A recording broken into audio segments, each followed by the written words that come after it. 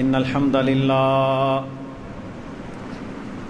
نحمده ونستعينه ونستغفره ونعوذ بالله من شرور أنفسنا ومن سيئات أعمالنا من يهده الله فلا مضل له ومن يضلل فلا هادي له أشهد أن لا إله إلا الله وحده لا شريك له وأشهد أن محمدا عبده ورسوله صلى الله عليه وسلم أما بعد فإن أصدق الحديث كتاب الله وخير الهدي هدي محمد صلى الله عليه وسلم وشر الأمور محدثاتها وكل محدثة بدعة وكل بدعة ضلالة وكل ضلالة في النار.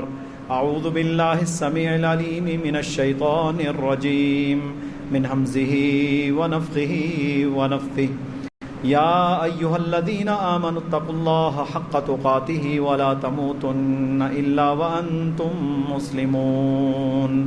يا أيها الناس اتقوا ربكم الذي خلقكم من نفس واحدة وخلق منها زوجها وبث منهما رجالا كثيرا ونساء واتقوا الله الذي تساءلون به والأرحام إن الله كان عليكم رقيبا. يا أيها الذين آمنوا اتقوا الله وقولوا قولا سديدا يصلح لكم أعمالكم ويغفر لكم ذنوبكم ومن يطع الله ورسوله فقد فاز فوزا عظيما. رب اشرح لي صدري ويسر لي أمري واحلل عقدة من لساني يفقهوا قولي. اللهم صل على محمد وعلى آل محمد كما صليت على إبراهيم وعلى آل إبراهيم إنك حميد مجيد. اللهم بارك على محمد وعلى آل محمد كما باركت على إبراهيم وعلى آل إبراهيم إنك حميد مجيد. اللہ رب العالمین نے ہزاروں نبیوں کو اپنے اپنے علاقے کے لوگوں کی طرف یا اپنے قرب و جوار کے لوگوں کی طرف بھیجا. اللہ رب العالمین کا فرمان ہے کہ ہم نے ہر قوم میں نبی بھیجا جو اللہ کا پیغام اس قوم کے لوگوں تک پہنچاتا تھا. بنی اسرائیل کے نبیوں کی یہ کیفیت تھی کہ ایک وقت میں ایک سے زائد نبی بھی ہوتے تھے. مثلا ابراہیم علیہ الصلاۃ والسلام اگر اللہ نے نبی بنا کر انہیں بھیجا تو ان کے بھتیجے لوط علیہ الصلاۃ والسلام اسی دور میں وہ بھی نبی تھے. اسی طرح سیدنا یعقوب علیہ الصلاۃ والسلام کو اللہ سبحانہ و تعالی نے کنعان کے اندر نبی بنا کر بھیجا تو ان کے بیٹے سیدنا یوسف علیہ الصلاۃ والسلام اسی وقت مصر میں نبی تھے، بادشاہ بھی تھے، عزیز مصر بھی تھے. تو یہ معاملہ رہا. موسیٰ علیہ الصلاۃ والسلام نبی اور ان کے سسر سیدنا شعیب علیہ الصلاۃ والسلام وہ بھی نبی. داؤد علیہ الصلاۃ والسلام بادشاہ بھی تھے، نبی بھی تھے. ان کے بیٹے حضرت سلیمان علیہ السلام بھی نبی. تو یہ تسلسل اللہ نے جاری رکھا. اپنی اپنی قوم تک وہ محدود ہوتے تھے اور ان علاقوں کا ذمہ ہوتا تھا ان نبیوں کا کہ آپ نے اللہ کا پیغام، توحید کا پیغام، اسلام کا پیغام لوگوں تک پہنچانا ہے. آخری پیغمبر سید الاولین والآخرین، امام الانبیاء والمرسلین، جناب محمد الرسول اللہ صلی اللہ علیہ وآلہ وسلم کے بارے میں ہر نبی نے بتایا. کوئی نبی اللہ کا ایسا نہیں ہے جس نے آخری پیغمبر کے بارے میں اپنی قوم کو آگاہ نہ کیا ہو. قرآن مجید میں حضرت عیسیٰ علیہ الصلوۃ والسلام کے تو الفاظ ہی اللہ نے ذکر کر دیے. من بعد اسمہ احمد، میرے بعد وہ نبی آئے گا جس کا نام کیا ہوگا؟ احمد. رسول اکرم صلی اللہ علیہ وسلم کا نام احمد وہ اللہ نے رکھا ہے. اللہ تعالیٰ نے آپ کا نام کیا رکھا؟ احمد. اور آپ کے دادا نے آپ کا کیا نام رکھا؟ محمد. ٹھیک ہے، آپ کے دادا نے آپ کا کیا نام رکھا؟ محمد. اللہ تعالیٰ نے آپ کا کیا نام رکھا؟ احمد. یعنی آپ کے بہت سارے اور بھی نام ہیں. لیکن آپ صلی اللہ علیہ وسلم کو اللہ تعالیٰ نے ایک قوم کی طرف نہیں بھیجا. المبعوث الی کافۃ للناس بشیرا ونذیرا. اللہ تعالیٰ نے آپ کو ساری انسانیت کے لیے ڈرانے والا اور خوشخبری سنانے والا بنا کر بھیجا. یہ تھوڑی سی کو کم ہو جائے گی. ڈرانے والا اور خوشخبری بنا کر سنانے والا بھیجا. اچھا، اللہ کے نبی صلی اللہ علیہ وسلم کیونکہ صرف مسلمانوں کے نبی نہیں ہیں، بلکہ یہاں اللہ تعالیٰ نے کیا فرمایا کہ ہم نے سارے لوگوں کی طرف آپ کو بھیجا ہے، انسانیت کی طرف. تو اب اللہ کے پیغمبر نبی آخر الزمان صلی اللہ علیہ وسلم وہ ہر انسان کے لیے نبی ہیں. امت کی دو قسمیں ہیں. ایک ہے امت دعوت، ایک ہے امت اجابت. ہم کون ہیں؟ ہم امت اجابت ہیں، یعنی ہم لوگوں نے اللہ کا پیغام مان لیا، اللہ کا پیغام مان لیا. ہم امت اجابت ہے، ہم اللہ کے نبی کی امت ہیں. اور دوسرے یہودی، عیسائی، غیر مسلم اور جتنی اقوام ہیں وہ کون ہیں؟ وہ بھی اللہ کے نبی کی امت دعوت ہیں. وہ اللہ کے نبی کی امت سے باہر نہیں جا سکتے، لیکن وہ امت دعوت تھے کہ ان تک دعوت پہنچانا آپ کی ذمہ داری تھی. اور آپ صلی اللہ علیہ وسلم کے بعد ان تک دعوت پہنچانا کن کی ذمہ داری تھی؟ مسلمانوں کی. اور مسلمانوں میں سے پھر ان کے علماء جو انبیاء کے وارث ہیں، اور مسلمانوں کے حکمران جن لوگوں کا ذمہ تھا کہ وہ امر بالمعروف، اسلام کی دعوت ساری دنیا تک پہنچائیں. اب میرے بھائیوں، اللہ تعالیٰ نے قرآن میں فرمایا نا وَلَقَدْ كَرَّمْنَا بَنِي آدم. اللہ نے بنی آدم کو تکریم دی، عزت دی. اللہ نے آدم کی اولاد کو عزت عطا فرمائی ہے. لَقَدْ خَلَقْنَا الْإِنسَانَ فِي أَحْسَنِ تَقْوِيمٍ. یہاں اللہ نے یہ نہیں فرمایا کہ میں نے مسلمان کو اچھی صورت میں پیدا کیا، بلکہ کیا فرمایا؟ میں نے انسان کو بہترین خلق کے ساتھ پیدا کیا، بہترین خلق کے ساتھ. پھر اللہ تعالیٰ نے فرمایا یا ایھا الذین آمنوا کونوا قوامین للہ شہداء بالقسط. اے ایمان والو، تم لوگ جب معاملات کرتے ہو لوگوں کے ساتھ تو انصاف کا دامن نہ چھوڑا کرو. انصاف، تعصب انصاف کی ضد ہوتا ہے. تعصب کیا ہوتا ہے؟ کہ یہ مجھے اچھا نہیں لگتا، یہ بات میری برادری میں نہیں ہوتی، ہم ایسا نہیں کرتے، ہم یوں نہیں کریں گے، یہ تعصب ہے. انصاف کیا ہے؟ یہودی ہے، عیسائی ہے، مسلمان ہے، ہر ایک کو اس کا حق دیا جائے، ہر ایک کو اس کا حق دیا جائے، یہ انصاف ہے. اور فرمایا کہ لا یجرمنکم شنآن قوم علی الا تعدلوا اعدلوا هو اقرب للتقوی.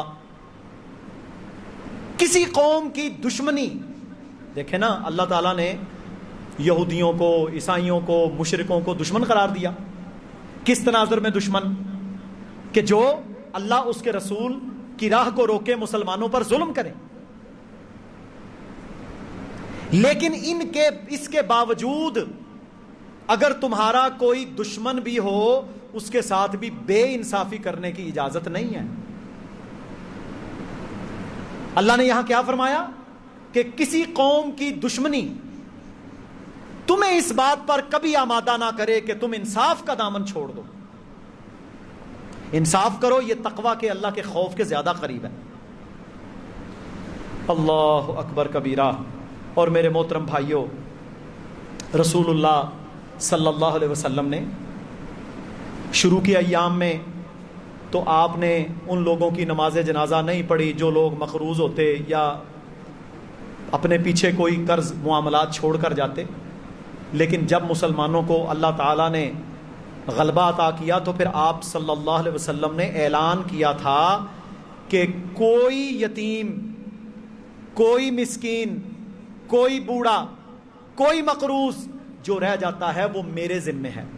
اس میں مسلمان بھی شامل تھے اور اس میں مسلمانوں کے ساتھ عہد کرنے والے ذمی، مسلمانوں کے ساتھ رہنے والے غیر مسلم بھی شامل تھے۔ اچھا، اہل الذمہ کون ہوتے ہیں؟ اہل الذمہ ان لوگوں کو کہتے ہیں جن کا ذمہ اللہ تعالیٰ نے مسلمانوں کی حکومت اور مسلمانوں پر ڈالا ہے کہ آپ لوگوں نے ان کی جان اور مال کا تحفظ کرنا ہے، اس کے عوض وہ تمہیں جزیہ دیں گے، ٹیکس دیں گے۔ اچھا، جب اس جزیے کا حکم نازل ہوا حتی یعطوا الجزیہ، تاکہ وہ اپنے ہاتھوں سے جزیہ دیں، وہم صاغرون، اور چھوٹے بن کے رہیں، ظاہر ہے جو آپ کی حکومت میں رہ رہا ہے وہ آپ کا مطیع ہے نا۔ اب دیکھیں پاکستان میں جتنے غیر مسلم موجود ہیں 5%، 3% کر لیں، جن میں ہندو بھی ہیں، عیسائی بھی ہیں، دیگر مذاہب کے لوگ بھی ہیں۔ میرے بھائیوں، گلگت بلتستان کے اندر کافرستان ہے، وہاں پر بھی وہ لوگ موجود ہیں۔ اب یہ لوگ جو ہیں یہ آپ پر حاکم ہیں، حکمران تو نہیں ہے نا، یہ لوگ آپ کی حکومت کے تابع ہیں، آپ کی حکومت کے تابع ہیں۔ اور اکثر اوقات ہمارے ہاں جو غیر مسلم ہمارے شہروں میں رہتے ہیں، اکثر اوقات وہ لوگ مسلمانوں کے کام کاج کرتے ہیں، اسی طرح ہمارے وہ کام کاج کرتے ہیں، خادم ہیں، آپ انہیں تنخواہ دیتے ہیں، وہ آپ کی خدمت کرتے ہیں۔ حالانکہ صفائی ستھرائی کرنا ہمارے لیے بھی جائز ہے، منع نہیں ہے۔ اگر کوئی شخص اپنے گھر کی صفائی کر دے یا کوڑا اٹھا کے باہر پھینک دے تو اس سے اس کی شان میں فرق نہیں آ جاتا، لیکن وہ لوگ مسلمانوں کی خدمت کرتے ہیں، مسلمانوں کے خادم ہیں۔ اب میرے بھائیوں، کیا ہے کہ ہر قوم کے اندر جہالت موجود ہے۔ ہم غیر مسلموں کی، عیسائیوں کی یا ہندوؤں کی بات نہیں کرتے، آپ نے مسلمانوں کی اکثریت کو نہیں دیکھا کہ ان کے اندر اسلام صرف نام کا رہ گیا؟ کوئی قبر کے سامنے جھک رہا ہے، کوئی مڑی کے سامنے جھک رہا ہے، کوئی کسی دربار کا طواف کر رہا ہے، کوئی میرے بھائیوں شیخ عبد القادر جیلانی رحمۃ اللہ علیہ کو مشکل کشا بنائے بیٹھا ہے، کوئی اولاد اللہ کے علاوہ کسی سے مانگتا ہے، کوئی غیر کے سامنے سجدے کرتا ہے۔ شرک عام ہے، بدعات عام ہیں، خرافات عام ہیں، اور ایسے لوگوں کو میں خود جانتا ہوں، کانوں میں مندریاں ڈالی ہوئی ہیں، منکے لٹکائے ہوئے ہیں، کہ جی سانو نماز معاف ہے۔ وہ کہتے کہ وہ کیا ہوا بھائی؟ کہتے ہیں ہم اب اس درجے پہ پہنچ گئے ہیں کہ ہمیں کوئی کسی فرض نفل کی ضرورت ہی نہیں ہے۔ کہتا بابا جی جانن تے اللہ جانے۔ کوئی کہتا ہے عبد الحق بیڑا ڈھک، وہ بیڑا تو نکالے گا اللہ۔ عبد الحق جو بیچارے بزرگ تھے، فوت ہو گئے، وہ تو خود اللہ کے محتاج ہیں کہ نہیں؟ محتاج ہیں نا اللہ کے، سارے ہی اللہ کے محتاج ہیں۔ میرے بھائیو، یونس علیہ الصلوۃ والسلام اللہ کے پیغمبر جب مچھلی کے پیٹ میں گئے، مجھے یہ بتاؤ ان کو مچھلی کے پیٹ میں سے کس نے نکالا؟ اللہ رب العالمین نے، اور فرمایا لا الہ الا انت سبحانک انی کنت من الظالمین، یا اللہ تیرے علاوہ آج کوئی مشکل کشا نہیں ہے، تو پاک ہے، اگر آج تو نے مجھے معاف نہ کیا تو میں ظالموں میں سے ہو جاؤں گا۔ کس نے نکالا؟ ابراہیم علیہ السلام کو آگ سے کس نے بچایا؟ یوسف علیہ السلام کو کنویں سے کس نے نکال کر میرے بھائیوں مصر کا بادشاہ بنا دیا؟ اللہ ہی تھا نا۔ تو بات کرنے کا مقصد یہ ہے کہ اتنی بڑی بڑی شخصیات اگر اللہ کی محتاج ہیں تو ہم کون ہیں؟ تو مسلمانوں میں جہالت، خرافات، اور مجھے یہ بتائیں، پاکستان کی بات کر رہا ہوں، آپ کے پاکستان میں کتنے فیصد لوگ ہیں جو 5 وقت نماز ادا کرتے ہیں؟ میں یہاں جماعت کے ساتھ یا مسجد میں ادا کرنے کی پابندی نہیں لگا رہا، اگر چیک کیا جائے کتنے پرسنٹ لوگ ہیں؟ شاید 5 سے 7% بھی لوگ مسلمانوں میں سے نہ بنے جو 5 نمازیں وقت پر ادا کرتے ہیں. یہ حالت ہے ہماری. اور میرے بھائیوں، بے دینی، اللہ کے نبی کی سنتوں کا قتل، نماز کا چھوڑنا، روزے کا چھوڑنا، زکوٰۃ نہ دینا، شرک کرنا، بدعات کرنا، خرافات کرنا، قتل کرنا، غیبت، چغلی، جتنے گناہ پہلی قوموں میں، دغا، فراڈ، 2 نمبری، ملاوٹ، سب کچھ ہم کرتے ہیں.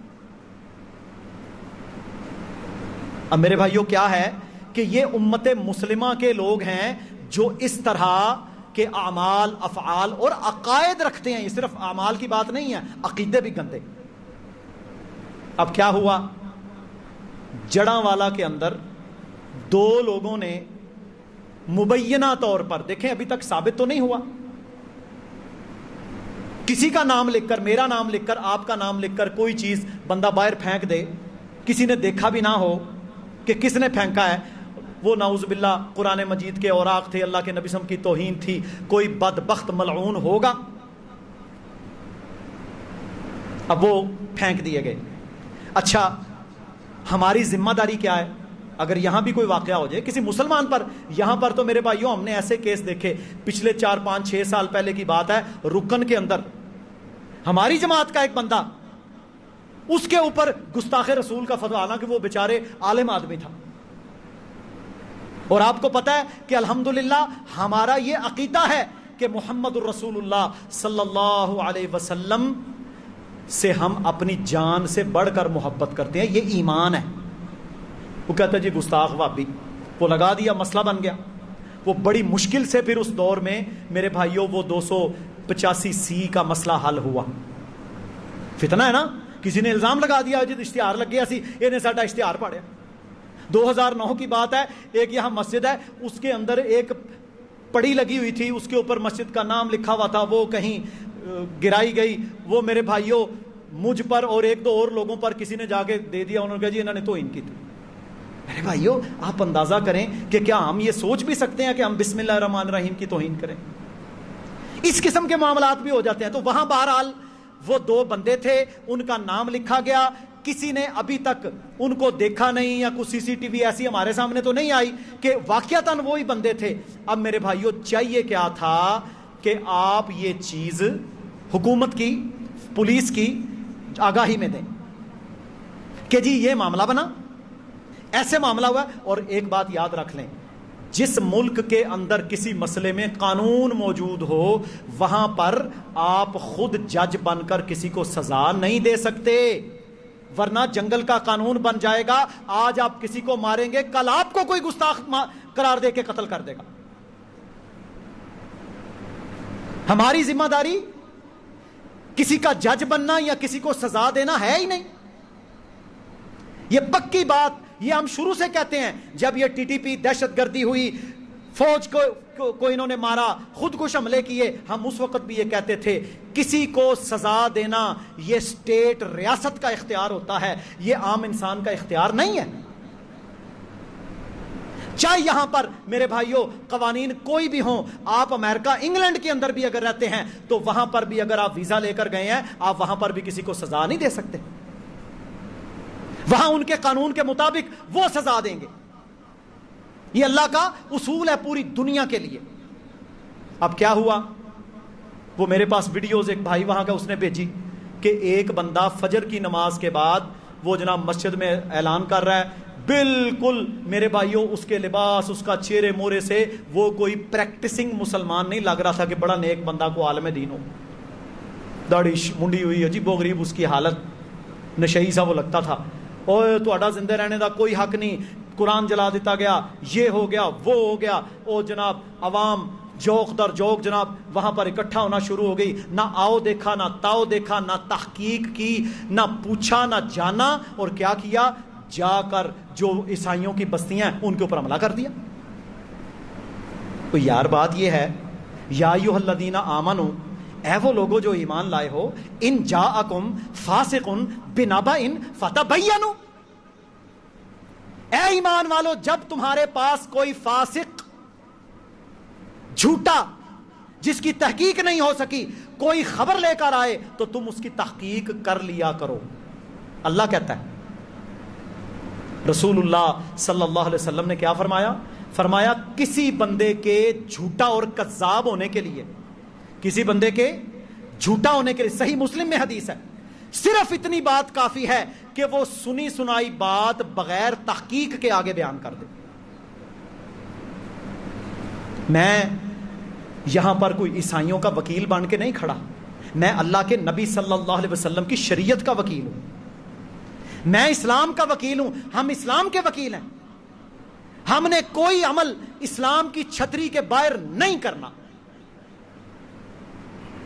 اب میرے بھائیوں کیا ہوا؟ لوگ اکٹھے ہوئے، لوگوں نے جناب وہ راکی، وہ پتہ نہیں کیا کیا نام تھا، وہ ملے نہیں ملے، کہاں ہیں کہاں نہیں۔ ہماری بالکل حکومت وقت سے یہ استدعا ہے کہ آپ لوگ 1 2 3 جتنے بھی لوگ اس میں ملوث ہیں انہیں قرار واقعی سزا دیا جائے۔ ہم یہ برداشت نہیں کر سکے کہ کتاب اللہ کو جلایا جائے یا اللہ کے نبی کی توہین کی جائے۔ تو کیا ہوا؟ وہ جتھے آئے، انہوں نے جناب عیسائیوں بیچاروں کی بستیاں۔ اچھا میرے بھائیوں مجھے یہ بتائیں، کیا پاکستان کے سارے عیسائی وہ گستاخ ہیں؟ وہ یار میں نے کئی لوگوں کے انٹرویو کیے، صفائیاں کرنے والے، ان لوگوں کو اپنی ہوش نہیں اکثر، اور جو لوگ جانتے ہیں جو ان کے دل کے اندر ہے وہ رب جانتا ہے، لیکن میرے بھائیوں ایسے کھلم کھلا کوئی بندہ ہمت نہیں کر سکتا۔ تو بہرحال میرے بھائیوں 3 4 چرچ، ان کے اندر آگ لگانا، ان کو جلانا، ان کے اوپر سے وہ سلیبیں توڑنا، اور میرے بھائیوں وہاں پر ان کی بستیوں کو جلانا، اور پھر یہاں تک میرے بھائیوں کہ ان کے اموال کو لوٹنا۔ اب دیکھیں پھر وہی لوگ آگے وہی گھنڈے اور وہ چور اچکے ڈکیت جو کلمہ پڑھتے ہیں، ان لوگوں نے جناب لوٹ مار کی، ظلم کیا، سارا معاملہ ہوا۔ اس میں حکومت کی بالکل غلطی ہے کہ انہوں نے فوری طور پر قابو کیوں نہیں کیا، حالانکہ وہ وہاں پر پہلے گئے، پولیس اس وقت کیوں نہیں حرکت میں آئی؟ آپ کو پتہ ہی آج کل ہمارے ہاں لا قانونیت تو انتہا پر ہے نا، پاکستان میں لا قانونیت تو انتہا پر ہے، غریب کو دباؤ، طاقتور کو چھوڑو۔ تو بہرحال یہ غلطی ہوئی۔ اس کے بعد عیسائیوں کی بستیاں، ان کے محلے، ان میں جلاؤ گہراؤ، ان میں میرے بھائیوں سارا معاملہ لوٹ مار، چرچ جلانا۔ یہ بات یاد رکھ لیں، اسلام کی یہ دعوت نہیں ہے، یہ اسلام کی دعوت نہیں ہے۔ وہ ذمی ہیں۔ ذمی کون ہیں؟ جن کا ذمہ اللہ نے آپ کی حکومت اور آپ کے ذمہ دیا ہے، آپ ان کی جان مال کی حفاظت کریں گے۔ جو ان میں سے توہین کرتا ہے اللہ کے نبی کی، قرآن کی، اسلام کی، اس کا ذمہ ختم ہوتا ہے صرف اس بندے کا، لیکن اس کو بھی سزا میں دوں گا یا آپ؟ نہ، اس کو سزا کون دے گا؟ حکومت دے گی۔ کون دے گا؟ اسٹیٹ دے گی، عدالت دے گی۔ اگر وہ نہیں دیتے، مجرم میں ہوں یا آپ؟ مجرم عدالت ہوگی، مجرم حکومت، اللہ ان سے پوچھے گا۔ بھائی ہماری ایک ذمہ داری نہیں ہے، آپ وہ ذمہ داری ادا کرنے کی کیوں کوشش کریں؟ ایک بندہ ہے، اس کا ہاسپٹل ہے، اس میں ڈاکٹر ہے، چائلڈ اسپیشلسٹ ہے، فلانا اسپیشلسٹ ہے، وہاں پر نوکر ملازم ہے، صفائیاں کرنے والے ہیں۔ کیا صفائی کرنے والے کو یا ڈسپینسر کو اجازت ہے کہ وہ ڈاکٹر کی کرسی پہ بیٹھے؟ کیا اس بندے کو جو ممبر پر کھڑے ہونے کا اہل نہیں ہے وہ ممبر پر کھڑا ہو سکتا ہے؟ ہر بندے کا ایک اختیار ہے۔ تو میرے بھائیوں یہ زیادتی ہے، غلط عمل ہے۔ رسول اللہ صلی اللہ علیہ وسلم نے ایسا عمل کرنے سے منع فرمایا ہے۔ اب جب ہیرا کا علاقہ فتح ہوا نا، شام کا علاقہ ہی، شام میں حضرت خالد بن الولید، حضرت عمر بن عاص، حضرت عمر کے دور میں جب علاقے فتح ہوئے تو ہیرا کا شہر جب فتح ہوا تو عمر بن خطاب رضی اللہ تعالی عنہ کے زیر نگیں حضرت خالد بن الولید رضی اللہ تعالی عنہ نے جو معاہدہ اہل ہیرا کے ساتھ کیا تھا وہ پڑھیں جا کر۔ جن لوگوں سے جزیہ لیا گیا ان کو کیا کہا گیا کہ تم میں سے جو بوڑھا ہے، جو ناتوان ہے، یہ کن کے ساتھ معاہدہ ہو رہا ہے؟ عیسائیوں یہودیوں کے ساتھ، جو ذمہ بن رہے ہیں۔ جو ناتوان ہے، جو بوڑھا ہے، جو بیوہ عورت ہے، جو یتیم بچے ہیں، ہم ان سے جزیہ یعنی ٹیکس نہیں لیں گے۔ مگر ان کی حفاظت کریں گے. اور میرے بھائیوں آپ کو پتہ ہے کہ جنگی حکمت عملی کے تحت یہ ہیرا کا شہر اور بعض روایات میں حمص کا شہر مسلمانوں کو امیر المومنین کے حکم پر ایک دفعہ خالی کرنا پڑا تھا. یہ شام کا علاقہ تھا جو رومیوں عیسائیوں کے زیر نگی تھا اور وہاں پر ایران کے اندر مار کے جاری تھے. جب کسرا نے بڑا حملہ کیا تو میرے بھائیوں وہ حمص کا علاقہ جب خالی کرنا پڑا تو مسلمان مہینہ ڈیڑھ مہینہ وہاں پر رہے تھے. وہاں کے عیسائی پادریوں نے کھڑے ہو کر کہا تھا کہ آج کے بعد اگر آپ دوبارہ واپس آئیں گے آپ کو حمص شہر کا گھیراؤ نہیں کرنا پڑے گا، نہ لڑنا پڑے گا. آپ کا اخلاق اور کردار ہم نے اتنا اونچا دیکھا، ہم آپ کے لیے اپنے شہر کے دروازے کھول دیں گے. کیا خیال ہے انہوں نے ظلم کیا ہوگا؟ ان کی عورتوں سے بدکاریاں کی ہوں گی، مال لوٹا ہوگا. صحابہ اور تابعین میرے بھائیوں اتنے پرہیزگار تھے کہ وہ تو اپنی نظر نہیں اٹھاتے تھے. اب جناب یہ روڑا رپا پڑا، ساری دنیا میں پاکستان کی جگ ہنسائی ہوئی، لوگوں نے گالیاں دیں، پاکستان کو فاشسٹ ریاست قرار دیا، پاکستان کے لوگوں کو میرے بھائیوں فنڈامنٹلسٹ اور پتہ نہیں دہشت گرد اور کیا کیا قرار دیا. اور آپ کو پتہ ہے کہ اس وقت دنیا کا بڑا میڈیا ہے ہی عیسائیوں کا. امریکہ، برطانیہ، آسٹریلیا سب عیسائی. خوب لے دے ہوئی اور میرے بھائیوں دعوت رک گئی، دعوت رک گئی. حالانکہ ہونا کیا چاہیے کہ یہ جو غیر مسلم ہیں آپ اپنے کردار اور اخلاق کے ساتھ ان کے ساتھ ایسا رویہ رکھیں، اسلام اور توحید کی انہیں دعوت دیں کہ یہ لوگ سمجھیں کہ یار دیکھو ہمارا اخلاق اور کردار کیا ہے اور یہ ایمان والے آخری نبی کے ماننے والے یہ کتنے اچھے اخلاق کے ہیں. بہرحال یہ ہوا، یہ غلط ہے. رسول اللہ صلی اللہ علیہ وسلم کا فرمان ہے، صحیح بخاری میں حدیث ہے، فرمایا جس شخص نے کسی ذمی کو ناحق قتل کیا، جس نے کسی ذمی کو ناحق قتل کیا وہ جنت کی خوشبو بھی نہ پائے گا، حتیٰ کہ جنت کی خوشبو 40 سال کی مسافت سے آ رہی ہوگی.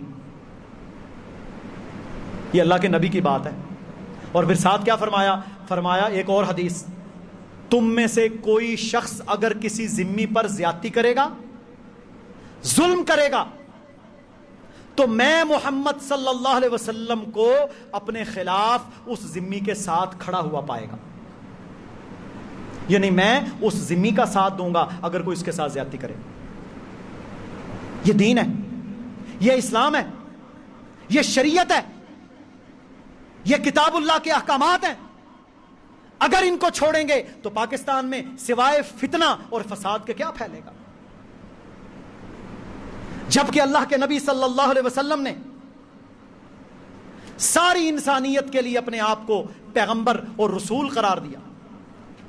اور یہ شدت پسندی سوائے بربادی کے اور کچھ نہیں ہے. اور جتنے لوگ اس میں ملوث تھے میرے بھائیوں آپ جا کر ان سے پوچھ لیں، ان میں سے 99% ایسے ملیں گے جنہوں نے شاید کبھی نماز بھی پڑھی ہو. بس آؤ دیکھا نہ تاؤ. تو اس لیے 2 حکم ہیں، کوئی جھوٹا خبر لے کر آئے تحقیق کرو، بغیر تحقیق کے کسی بات کو آگے پھیلانا یہ اس بندے کے کذاب ہونے کے لیے کافی ہے. اور یہ شدت اور اس قسم کا معاملہ یہ رکھنا شریعت کے اصولوں میں سے نہیں ہے. اب میرے بھائیوں کیا ہوا کہ وہ 200-250 بندے کو پکڑا جا رہا ہے، کچھ پکڑے گئے ہیں، کچھ کو چھاپے مارے جا رہے ہیں. اب آگے ان کے ساتھ کیا ہوگا آپ جانتے ہیں. اپنی بھی بربادی کی، ان کا بھی نقصان کیا، دنیا میں پاکستان کی جگ ہنسائی بھی کی، شریعت کی مخالفت بھی کی، غیر مسلموں ذمیوں کی عبادت گاہوں پر حملے بھی کیے. اور میرے محترم بھائیوں سارا معاملہ خرابی کی طرف آیا. اللہ رب العالمین ہم سب کو سمجھنے کی اور عمل کی توفیق عطا فرمائے کہ ہم لوگ شریعت کے قاعدے اور اصولوں کو سمجھیں اور اپنا اخلاق اور کردار اور افعال اور اعمال ایسے رکھیں کہ غیر مسلم آپ کو دیکھ کر مسلمان ہوں، نہ کہ آپ ان کو قتل کرنا شروع کر دیں. ہندوستان کے بارے میں ہم اکثر بات کرتے ہیں تو کیا کہتے ہیں کہ لو جی یہ RSS اور یہ بجرنگ دل اور یہ مودی یہ ظالم ہے، یہ اقلیتوں پر ظلم کرتا ہے، یہ بندہ گائے ذبیحہ پر ظلم کرتا ہے، مسلمانوں کا قتل عام کرتا ہے. تو وجہ کیا ہے کہ یہ ان کے اندر شدت پسندی ہے، اسلام میں تو یہ عمل ہی نہیں. تو یہ بہرحال بہت برا واقعہ ہوا. یہ آپ کی ایک تربیت کرنا مقصود تھی کہ غیر مسلموں کے ساتھ جو ہمارے ملکوں میں رہتے ہیں ہمارا رویہ کیا ہونا چاہیے. کوئی ظلم کرتا ہے، ایسی خباثت شرارت کرتا ہے، اس کو پکڑو، جا کے پولیس کے حوالے کرو. پھر اگر یہ جمہوری ملک ہے تو یہاں پر اگر آپ کو احتجاج کا حق حاصل ہے تو جاؤ جا کے احتجاج کرو. اس کا مطلب یہ تو نہیں ہے کہ ان کے چرچ ہی جلا دو. اللہ رب العزت ہمیں اعتدال اور سنت کے مطابق چلنے کی توفیق عطا فرمائے. وآخر دعوانا ان الحمد للہ رب العالمین.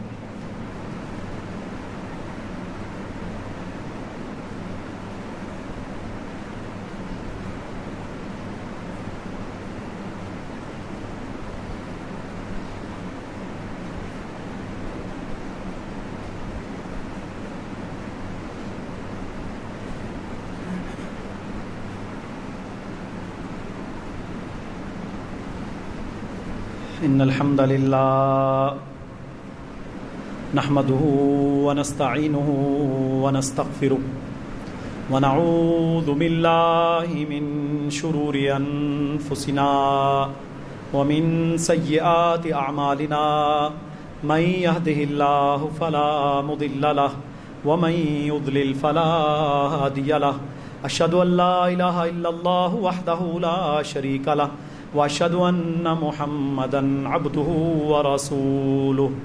اما بعد فان اصدق الحديث كتاب الله وخير الهدي هدي محمد صلى الله عليه وسلم وشر الامور محدثاتها وكل محدثة بدعة وكل بدعة ضلالة وكل ضلالة في النار. اما بعد، اللہ رب العالمین نے سورہ الحجرات کے اندر ارشاد فرمایا، یا ایھا الناس، اے لوگو، انا خلقناکم من ذکر و انثی، اے لوگو میں نے تمہیں ایک مرد اور ایک عورت سے پیدا کیا. وجعلناکم شعوبا وقبائل لتعارفوا، تمہارے کنبے، قبیلے اور برادریاں اس لیے بنائیں تاکہ تم ایک دوسرے کا تعارف حاصل کر سکو. ان اکرمکم عند اللہ اتقاکم، اللہ کے ہاں تم میں سب سے زیادہ اکرم اور اچھا اور اعلیٰ وہ ہے جو متقی ہے. ابھی آیا مبارکہ انسانوں کو پکار رہی ہے کہ اے لوگو، میں نے تمہیں ایک مرد اور ایک عورت سے پیدا کیا ہے. ساری دنیا میں جتنی مخلوق ہے انسان، ان سب کے باپ کا کیا نام ہے؟ آدم علیہ السلام. کوئی اور تو نہیں ہے جی. اور ان کی ماں کا کیا نام ہے؟ حضرت حوا. ساری مخلوق، انسان، گورے، کالے، پاکستانی، جاپانی، جتنے رنگ و نسل ہیں وہ سارے آدم اور حوا کی اولاد ہیں. اللہ کہہ رہا ہے قرآن میں. تو اس سے تو یہ ثابت ہوا کہ ہم سب اس تناظر میں تو بہن بھائی ہیں اور ہمارا خاندان بھی ایک ہی ہے. خاندان ایک سے مراد ہے کہ باپ جو ایک ہے. اب آگے کیا ہوا؟ اللہ کہتے ہیں ہاں میں نے تمہارے کنبے قبیلے بنائے. نوح علیہ الصلوۃ والسلام کے 3 بیٹے، آگے ان کی اولاد چلی. کنبے قبیلے بنائے صرف اس لیے کہ تم ایک دوسرے کا انٹروڈکشن ہو جائے، تعارف ہو جائے، یہ فلاں ہے، یہ فلاں ہے. کنبے قبیلے کی بنیاد پر، رنگ نسل کی بنیاد پر تم ایک دوسرے سے اعلیٰ نہیں ہوگے، مگر جو تقوی اختیار کرے گا وہ اعلیٰ ہوگا. بھائی اس کا تقابل بڑا آسان ہے. حضرت بلال کون تھے جی؟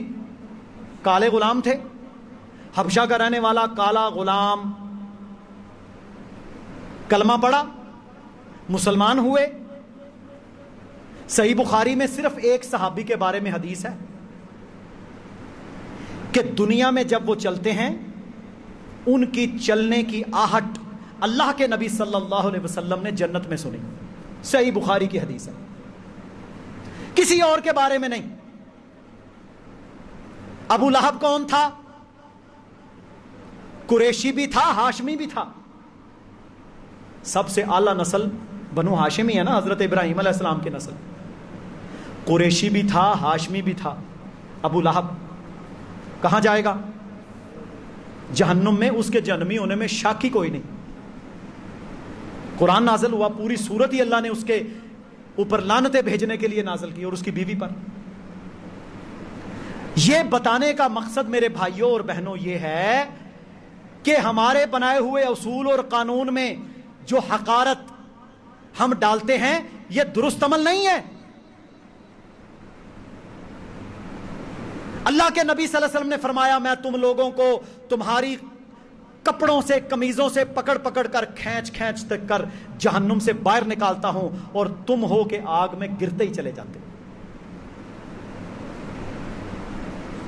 غیر مسلم ہے یہاں پر، آپ اپنا اچھا کردار رکھیں، اچھا اخلاق رکھیں، ان کے ساتھ اچھا رویہ رکھیں، ان کو دین کی دعوت دیں۔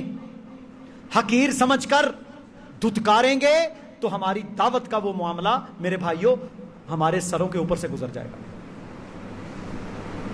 ایک تو یہ گزارش ہے۔ دوسرے نمبر پر اسلام کو شدت پسندی کے ساتھ جوڑا گیا۔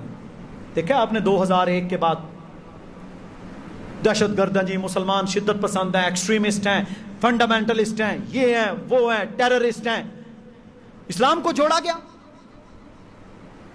حالانکہ 2004 سے لے کر ابھی سویڈن تک قرآن کس نے جلایا؟ اللہ کے نبی کی توہین کنہوں نے کی؟ ان لوگوں نے جو مسلمانوں کو دہشت گرد قرار دیتے ہیں۔ اور انہی ظالموں کی دیکھا دیکھی بعض شیطان یہاں پاکستان میں بھی یہ کبھی حرکت کرنے کی کوشش کرتے ہیں۔ قرآن مجید اللہ کی کتاب ہے، اللہ نے اس کی حفاظت کا ذمہ لیا ہے۔ اللہ کے نبی کی جو قوم توہین کرتی ہے ان کی ذلت مقدر ہو جاتی ہے۔ ہمارے ہاں اگر قانون موجود ہے تو پھر اس کا صحیح امپلیمنٹیشن ہونا چاہیے، تاکہ اگر کوئی ایسا کیس جو ریئل ہے، صحیح ہے، درست ہے، وہ جائے فی الفور اس پر عمل درآمد ہو۔ اور اگر کسی پر الزام لگایا گیا ہے تو تحقیق کر کے اس کو بچایا جائے۔ یہاں پر میرے بھائیوں میں اس کے سٹیسٹکس جمع کر رہا تھا، اس کے جو سارے فگرز ہیں، میں حیران رہا کہ یہ 285C کا جو قانون ہے اس کو 70% تک مس یوز کیا گیا ہے، غلط استعمال کیا گیا، ذاتی دشمنی کسی کے ساتھ نکالنے کے لیے استعمال کیا گیا، وہابی قرار دے کر گستاخ قرار دینے کے لیے استعمال کیا گیا۔ 70% اس کا استعمال غلط ہوا ہے، اور اس کا استعمال صحیح کرنے کی کن کو اتھارٹی ہے؟ حکومت کو اور پولیس کو، کیونکہ ہمارے ہاں پولیس کی ایک ذہن ہے، ایک مینٹالٹی ہے، انہوں نے اسی مینٹالٹی کے تحت چلنا ہے۔ سیاسی اثر و رسوخ ہے، جو بڑے بدماش اور گنڈے ہیں ان کے تحت وہ چلتے ہیں۔ غریب کو کچلا جاتا ہے، یہی اصول وہ 285C پر بھی لگاتے ہیں، ہر ایک کو رگڑی جاؤ۔ مال چلتا ہے، جس کے پاس کروڑوں اربوں ہیں وہ قتل کر دے، 2-4 دن کے بعد باہر ہوگا۔ ایک بلوچ سردار نے پورا خاندان شہید کر دیا میرے بھائیو، حالانکہ وہ اس کے رشتہ دار تھے۔ کھیتران، میں نے بتایا تھا 3-4 مہینے پہلے، سردار کھیتران بہت بڑا بدماش اور فرعون ہے وہ، اس نے پورا خاندان قتل کروایا، بچے سارا کچھ، اور نوجوان 5 لڑکے اس عورت کے اس نے اپنی نجی جیل کے اندر رکھے ہوئے تھے۔ ایسا فرعون ہے اس دور میں، لیکن کیونکہ اثر و رسوخ ہے، کوئی نہیں اس کو پوچھ سکتا، کوئی نہیں پکڑا گیا، بلکہ اس کو باہر بھگانے کی تیاری ہو رہی تھی۔ تو قانون کا صحیح استعمال تو انتظامیہ اور پولیس کرے گی نا۔ بعد میں تم رینجرز لے کر آئے ہو، پہلے تم صحیح طور پر اگر کرتے۔ اور میرے بھائیوں صحیح بات ہے، اگر کسی نے یہ توہین کی، قرآن کی توہین کی یا اللہ کے نبی کی توہین کی، پولیس کے لیے چھوٹا سا شہر تحصیل ہے، پھالیے جتنا ہوگا یا بڑا ہوگا، اس میں پولیس کے لیے کسی بندے کو پکڑنا کوئی مشکل کام ہے؟ صحیح بتائیں، آدھے گھنٹے کے اندر یہ ظالم پکڑ سکتے ہیں۔ لیکن کیا ہے، حرام کی لت لگی ہوئی ہے، شراب نوشی عام ہے، بے ایمانی عام ہے۔ ہر میرے بھائیوں ایس ایچ او وہ جا جا کے سیاسیوں کے سامنے سجدے کرتا ہے، غریب کی تو شنوائی کوئی نہیں۔ اب جو لوگ لے کر گئے اس پر عمل درآمد نہ ہوا، آگے سے وہ مسلمان جاہل تھے، بھڑکانے والے آئے، انہوں نے جناب اٹھا کر سارے عیسائیوں کو چرچ بھی جلاؤ، یہ بھی کرو، یہ بھی غلط۔ ہم نے تو انصاف کرنا ہے نا، جو اللہ اس کے رسول نے بتایا، جو ظالم ہے اس کو سزا ملے، جو ظالم نہیں ہے، جو شریک نہیں ہے جرم میں، اس کو ہاتھ لگانا حرام ہے۔ اللہ کے نبی نے فرمایا جو جان بوجھ کر بلا وجہ کسی غیر مسلم جو مسلمان ملکوں میں رہتا ہے اس کو قتل کرتا ہے، وہ جنت کی خوشبو بھی نہ پائے گا۔ صحیح بخاری میں حدیث ہے۔ اعدلوا هو اقرب للتقوی، اللہ نے کہا عدل کیا کرو، یہ تقوی کے زیادہ قریب ہے۔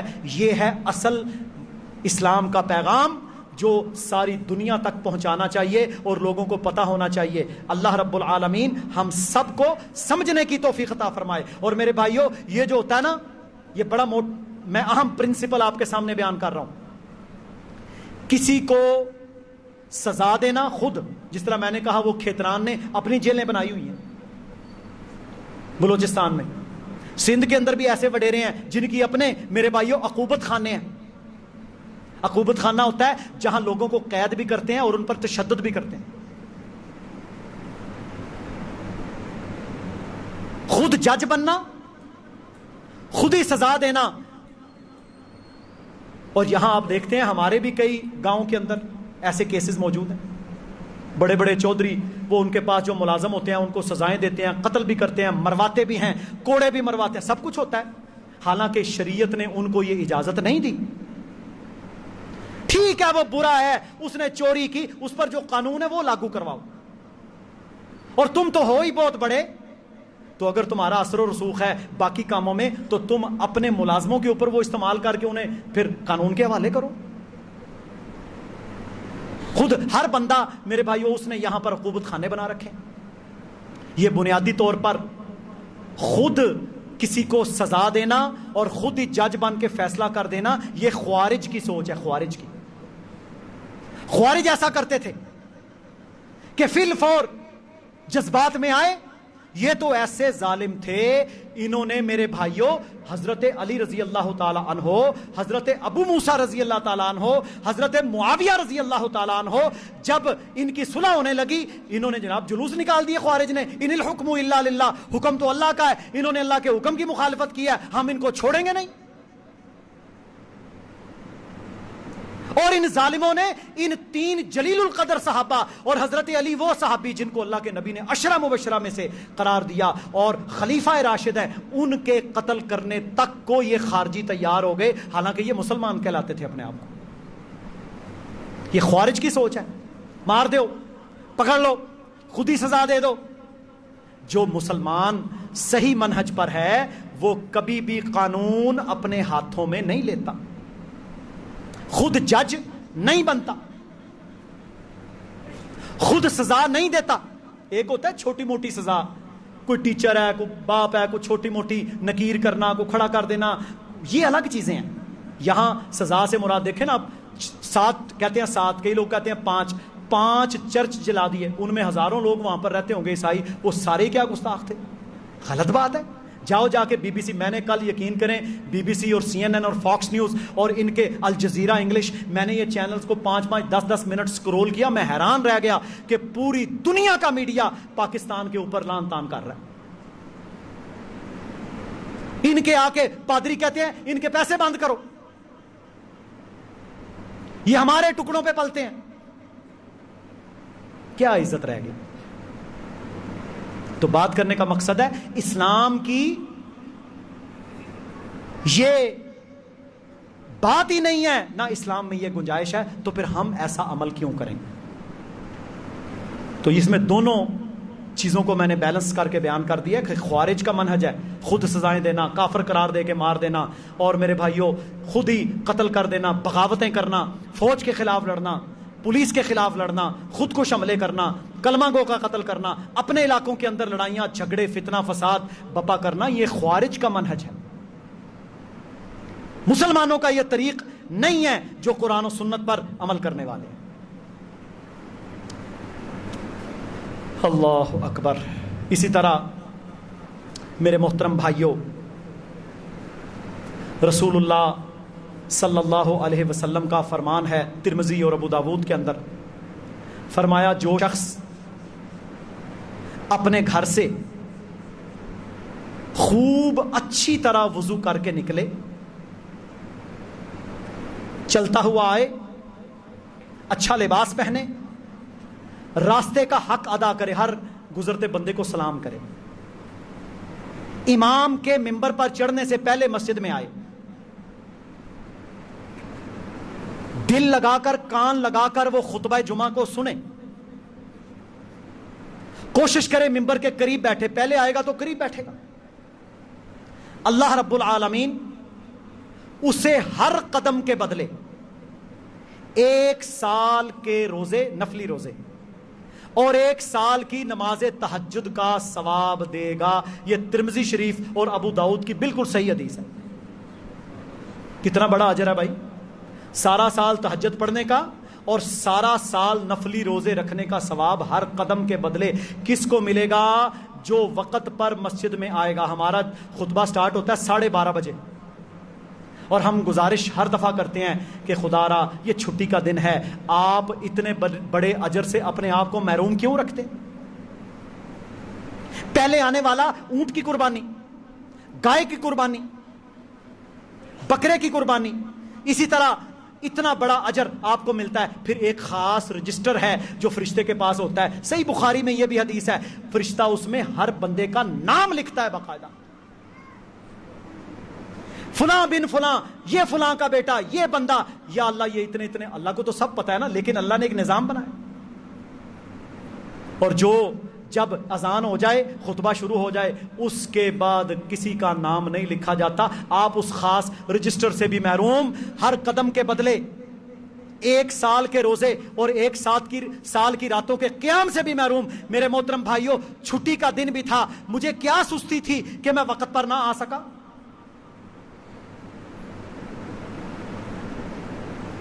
ہمارے مرکز کے قریب رہنے والے میں کتنے بھائیوں کے چہرے دیکھتا ہوں کہ ان کو پتہ ہے یار وہ چھڑ یار 1 بجے جاؤں گے 1:15۔ کتنے ہمارے مرکز کے ہمسائے، اللہ نے ان کو رحمت دی، مسجد کی ہمسائیگی عطا کی، اللہ نے ان کے لیے آسانیاں کی۔ ہم لوگ یقین کریں تڑپتے ہیں کہ یار مسجد دور ہے، چل کے آنا پڑتا ہے، قریب ہمسائے ہونے کے باوجود سستی میں، کاہلی میں گھر میں غسل کر کے بیٹھے رہے۔ یاد رکھ لو، جب جمعہ کی اذان ہو جائے، یہ آج میں بات کرنے لگا ہوں، یاد رکھ لو جب جمعہ کی اذان ہو جائے اور منبر پر خطبہ شروع ہو جائے، کام کاروبار کرنا، گھر میں لیٹنا حرام ہے، کبیرہ گناہ ہے، کبیرہ گناہ۔ جب اذان ہو جائے جمعے کی اور خطبہ شروع ہو جائے، اس کے بعد گھر میں بیٹھنا، کام کاروبار کرنا، الا کہ آپ مسافر ہیں، جائز نہیں ہے۔ جائز سورہ جمعہ کا مطالعہ کریں، اللہ کہتا ہے یہ لوگ آپ کو جمعہ کا خطبہ دیتے ہوئے چھوڑ کر چلے جاتے ہیں۔ تو میں آپ سب سے گزارش کرتا ہوں کہ وقت پر نماز جمعہ کے لیے آئیں۔ اچھا جی، آپ 100 قدم چل کے آئے، 100 سال کے نفلی روزے اور 100 سال کی نماز تہجد کا ثواب ملے گا۔ مجھے یہ بتائیں اس گرمی کے اندر کتنے فیصد لوگ ہیں جو تہجد پڑھتے ہیں؟ اٹھنے نہیں ہوتا۔ او بھاجی، عشاء دی نماز پڑھ کے فجر واسطے ٹائم تے اٹھ جاؤ، بڑی غنیمت ہے، سچی بات ہے۔ تہجد کون پڑھے گا؟ وہ چند فیصد کو بزرگ لوگ جن بیچاروں کو نیند نہیں، یا کو اللہ کا بہت قریبی متقی۔ تو وقت پہ آیا کریں, آپ کو اجر بھی ملے, اونٹ کی قربانی کا ثواب بھی ملے, رجسٹر میں نام بھی لکھا جائے, ہر قدم کے بدلے سال کے روزے نفلی اور سال کی نماز تہجد کا ثواب بھی ملے. کتنے امیر ہو جائیں گے آپ. اور اصل تو نیکی ہیں بھائی, یہ امیری تو ادھر ہی رہ جانی ہے. فرعون کہاں گیا, قارون کہاں گیا, ابی بن خلف کہاں گیا, وہ بڑے بڑے کہاں گئے, سب مٹی کے نیچے. تو اس لیے میری گزارش ہے کہ جمعہ کے لیے وقت پر تشریف, خاص اہتمام کرنا ہے. یہ عام چیز نہیں ہے, خاص اہتمام. صبح فجر کے بعد ہی تیاری شروع, اہتمام شروع, ٹائم شروع, ناشتہ ٹائم پہ, ہر چیز ٹائم پہ, بچوں کو تیار کہ ٹائم پہ جانا ہے, وقت سے پہلے پہنچنا ہے مسجد. یہ ہے مسلمان کا وتیرہ. اللہ اکبر کبیرہ. اللہ تعالی ہم سب کو عمل کی توفیق عطا فرمائے. اللہ تعالی ہمیں یہ نیکیاں حاصل کرنے کی توفیق عطا فرمائے. یہ نیکیاں آج بڑی میرے بھائیوں ہمیں کم یا تھوڑی لگتی ہیں, یا ان کا ہمارے ہاں اتنا ویلیو نہیں ہے. قیامت کے دن ان کا مقام ہوگا. اسی طرح میرے محترم بھائیوں, الحمدللہ آپ کو پتہ ہے کہ ہمارا 4-5 مہینے سے منشی محلہ میں تندور چل رہا ہے, سستا تندور غربا کے لیے, کمزور لوگوں کے لیے. یہ بہت بڑا کام ہوتا ہے. الحمدللہ وہ ابھی بھی جاری ہے, اور اب اس میں ہم نے ایک اور سٹیپ کا اضافہ یہ کیا ہے کہ ہم نے یتیم, بیوہ عورتیں, غربا اور انتہائی مفلوق الحال لوگوں کا ڈیٹا جمع کرنا شروع کر دیا. اور اس ڈیٹا کی بنیاد پر کہ کسی کے گھر کے 5 افراد ہیں, بیوہ عورت ہے, 4 بچیاں ہیں, 5 بچیاں ہیں, ان کو 10 روٹیاں چاہیے, 15 چاہیے, تو ان کے لیے ہم نے روٹی کو مفت کر دیا ہے مکمل تحقیق کے بعد. کہ بے فارم سے پتہ چل گیا, ڈیتھ سرٹیفکیٹ مل گیا کہ بھائی اس کا خاوند فوت ہو چکا ہے, اب وہ بیچاری کہاں سے کمائے گی, بچے چھوٹے ہیں. تو ہم نے ان کے لیے کیا رکھا ہے کہ ان کو بالکل مفت جو روٹیاں طے ہو جائیں گی, جتنے وہ کہیں گے, 5 ہیں 7 ہیں, وہ روزانہ آئیں, آ کر پوری عزت کے ساتھ اپنی روٹی لے جائیں. تو یہ الحمدللہ کام جاری ہے, اور یہ الحمدللہ بہت ساری فیملیز ابھی اس سے استفادہ کر رہے ہیں. ہم صرف جو سستی روٹی دیتے تھے نا, میں آپ کو بتاتا ہوں, 1 مہینے کی سبسڈی جو ہمیں دینا پڑتی تھی وہ تقریباً 1 لاکھ روپیہ تھا. کیونکہ روٹی تو 18 روپے کی پڑتی ہے, 19 روپے کی. ابھی سلنڈر اور مہنگا ہوا, اور مہنگی پڑے گی. جب آپ پورا وزن دیں گے, یہ جو 20 روپے کی روٹی بازار میں عام چلتی ہے وہ وزن 80-85 گرام سے زیادہ نہیں ہوتی. تو میرے بھائیوں, بات کرنے کا مقصد یہ ہے کہ اس ڈیٹا کی بنیاد پر مستحق ترین لوگوں تک انشاءاللہ یہ اناج بھی پہنچے گا, روٹی بھی پہنچے گی, اور یہ بہت بڑا صدقہ جاریہ ہے.